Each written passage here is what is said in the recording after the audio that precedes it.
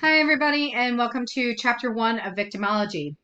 In Chapter One, we're going to start out by defining what victimology is. Victimology is a subfield of criminology. Criminology is the field that looks at and studies the elements of why criminals engage in crime, why criminals are criminals, and victimology is kind of the polar opposite of criminology. And instead of looking at the criminals, it looks at the victims. And it says, what is the etiology and the causes of victimization? What are the consequences of being victimized? How does the criminal justice system handle and assist victims when they come into the system? And how and why do people become victims? So let's talk a little bit about the history of victimology. So prior to the development of a formal criminal justice system where we had law enforcement and prosecution respond to acts of victimization, we had a very willy-nilly system that was simply the, old-fashioned eye for an eye, which is known as lex talionis. And the idea here was we punish the offender with an equal amount of punishment as to the damage that they provided to the victim in order to obtain retribution for the victimization. With the we eventually got away from this because it just resulted in a lot of blood feuds, a lot of back and forth, more chaos, more victimization, more offending, and it just sort of ping-ponged back and forth until we had the introduction of the formal criminal justice system where we had formal legislation with corresponding sanctions that would punish people for engaging in that victimization. But when we introduced the formal criminal justice system, we moved away from the focus on the victim. Prior to this, all retribution was about making the victim whole.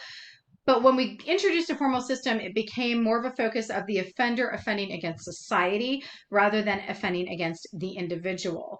And so the retribution that the individual had to manage or make up for was against society rather than the victim. So we saw a step away from sort of the victim-centered focus, making them whole financially for their financial losses, making them whole for physical losses, things of that nature.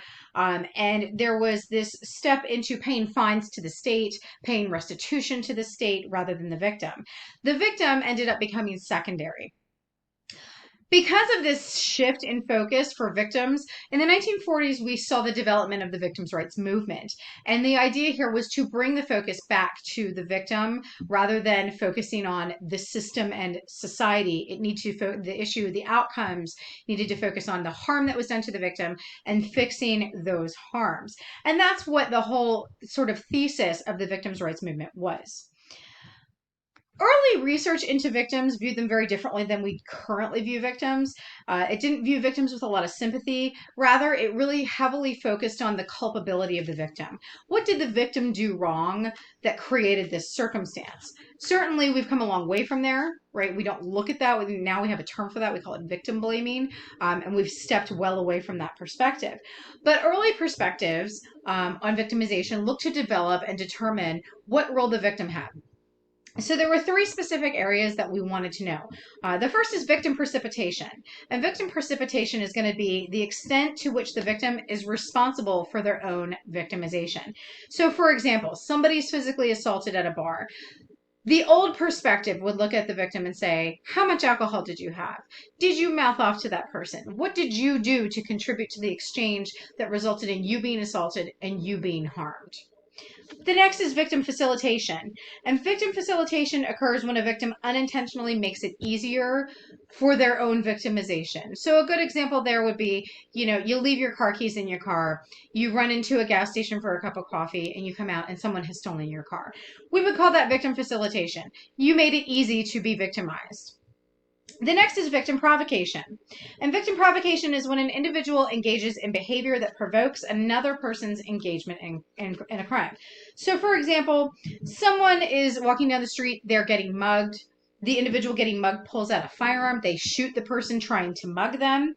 The mugger is now a victim of the shooting. We would call that victim provocation. Had you not been trying to mug somebody, you never would have been victimized. You would have been shot. You wouldn't have been harmed. Okay, which is what resulted in the mugger's victimization.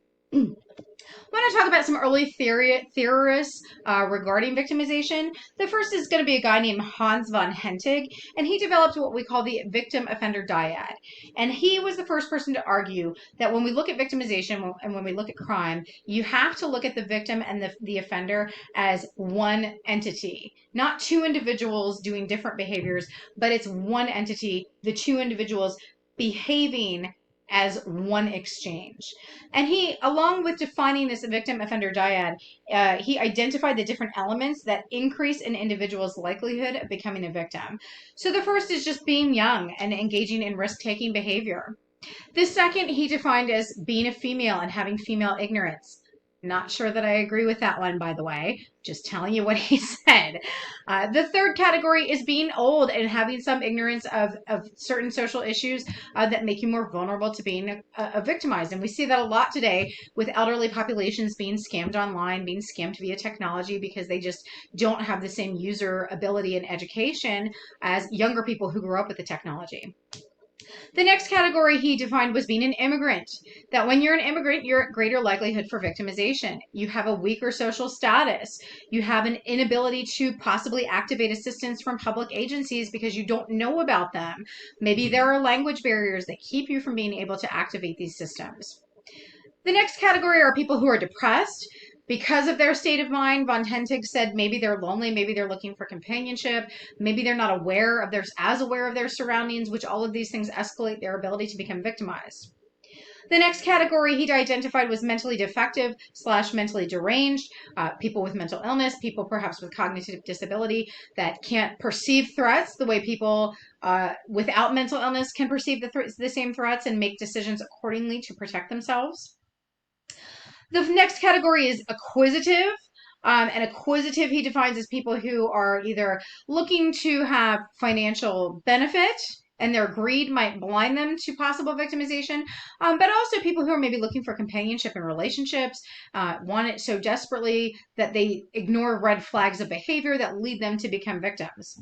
The next category is dull normal. Again, this is a social status. Individuals that von Hentig argued were unable to adequately access social services. The next category was something called wanton, people who are looking for relationships, romantic relationships, who are lonely.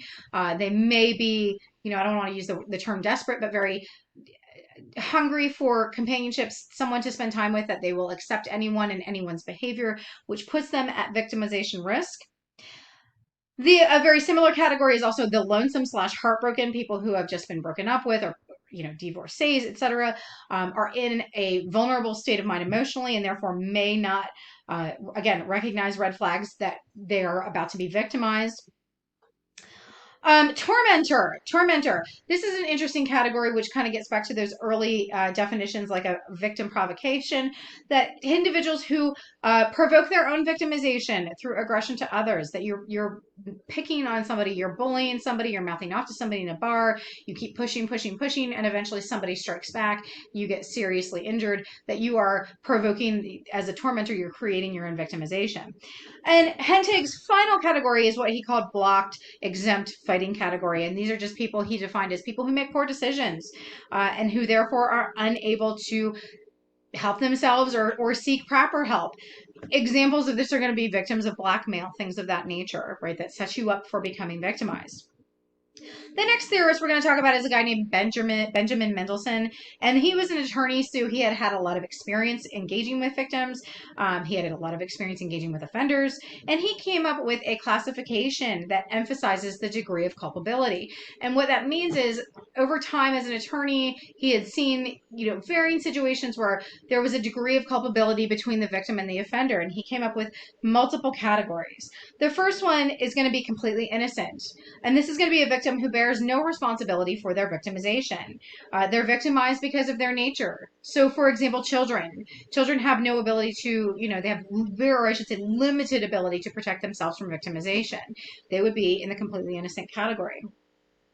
There's also the victim with minor guilt, and this is going to be somebody who's victimized due to ignorance, and they inadvertently place themselves in harm's way.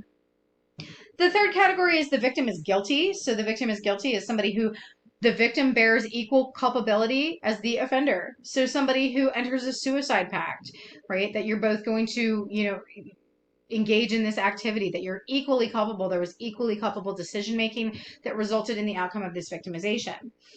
And finally, the victim is more guilty than the offender. So examples or a definition of this is going to be a victim who instigates or provokes their own victimization. And a really good example of that would be suicide by cop, where somebody is breaking the law. They're presenting harm to an officer or to a random citizen in front of an officer, forcing the officer to fire on them. They were never going to intentionally harm the person, but they had to create a circumstance where it appeared that they would in order to get the officer to fire on them because they wanted to commit suicide, but they didn't actually want to pull the trigger on themselves. They wanted someone else to do it, right? That would be an example of victim more guilty than offender. And finally, the most guilty victim. The victim who is victimized during the perpetration of a crime or as a result. So, for example, two people, go rob a bank together.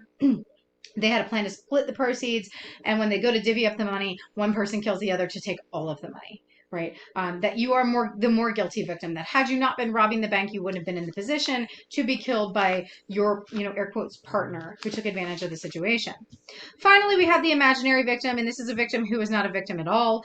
They fabricate the event. They create a lie or a story about victimization that they say happened that never really happened at all. A very famous example of this would be the Susan Smith case. Susan Smith was a woman who created a lie about her children being abducted, and she contacted police and provided a description of the abductor. There was a huge search for her children, when in fact she had actually driven her car into a lake and purposefully drowned and killed both of her kids. She was eventually caught because the description of the abductor and the circumstances just weren't matching up. And eventually it came out that she made up this story to provide an alibi for her own activity, right? I want to talk about the victims' rights movement.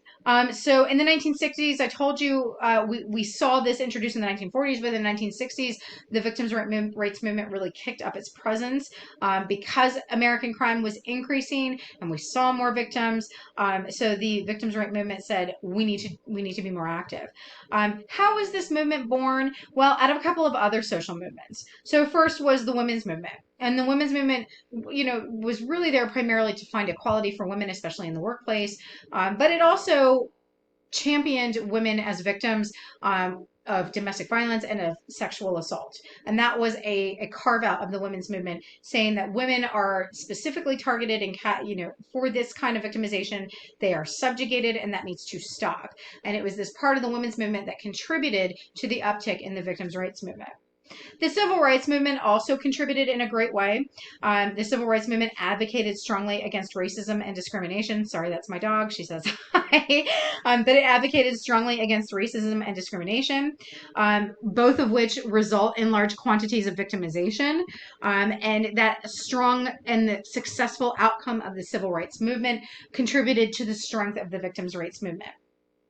So the marriage of all of these elements really pushed the victims' rights movement forward.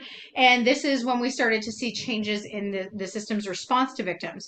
So we saw the introductions of victims' rights compensations programs. So that when people were victimized, whether it's a violent crime or a property crime, that, when the offender is held accountable, not only are they going to get a sanction, but they have to pay you back. They have to compensate you for the damage they did to your property. Or if they damaged you and you had medical bills and you missed work, they have to compensate you.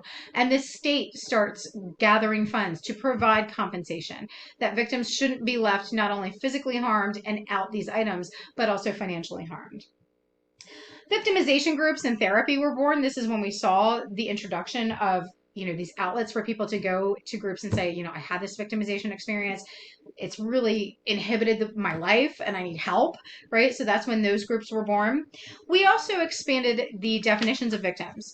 It used to be just the victim was the victim, but we also created two other categories, which were both secondary and tertiary victims, which are victims that are not directly the victim of the crime, but they are harmed by the crime. So, for example, a victim of homicide is the person who dies, but it's not the only victim. So the victim's loved ones, family members, spouses, etc., are also victimized. They are what we call secondary victims.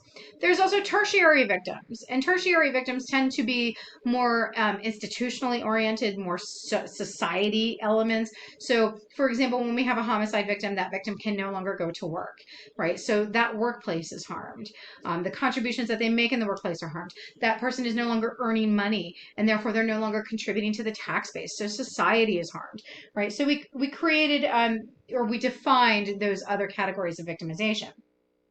We also started seeing the development of a Victims' Bill of Rights, which happens at state levels, and more states started popping up and offering victims' bills of rights. They tend to be specific to the state, but generally speaking, they're legislation that outlines the rights that victims have. When those individuals, there's the offender is arrested and there's a prosecutory process, somewhere along the way, the victim was always forgotten, and these Bill of Rights for victims say, the victim should be given the right to notice that their attacker was arrested and what the prosecutor is going to be doing and when the court trials are happening, and they outlined all of these rules that give the victim agency in the process of the prosecution of their offenders. And finally, we had a very important crime act called the Victims of Crime Act, which was developed in 1984. And this developed the Crime Victims Fund. And the Crime Victims Fund became monies that are provided by the state to victims' funds to provide victims assistance at both the state and local levels. So that harm that is sustained by the victim, there are funds set aside to offset medical bills, to provide money for therapy, for both mental and physical therapy if it's needed. There's money for time off from work that you had to miss because you were unwell, because you had to go to court, etc.